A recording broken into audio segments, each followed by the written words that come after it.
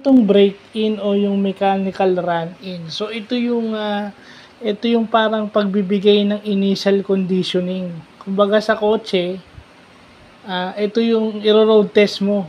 Yung susubukan mo siya no, kung ano yung takbo niya, kung nasa kondisyon ba yung sasakyan, gaano katagal ang itatagal niya. No? So yun yun. Ito yung natutunan ko kay Sir Gavin at saka dun sa kanyang fiancé na si Ma'am Elma. Okay, doon sa mga Kapinpin Brothers. Maganda may natutunan tayo. Sa Wikipedia ko ito nakuha. So, ganun din, di ba? Pag meron kang bagong makinarya, meron kang bagong machineries, bibigyan mo rin sila ng initial run-in. Minsan, normal load, minsan initial load. Sa manufacturing, uso yung mga mechanical run-in na yan. So, maganda natutunan natin to.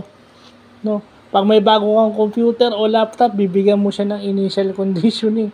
Lalo na pag gamer ka, susubukan mo talaga yung specs ng PC mo. So, yan. Butit nalalaman natin yung mga ganyang term. No? Yung break-in o mechanical run-in na tinatawag. So, yun lang pa.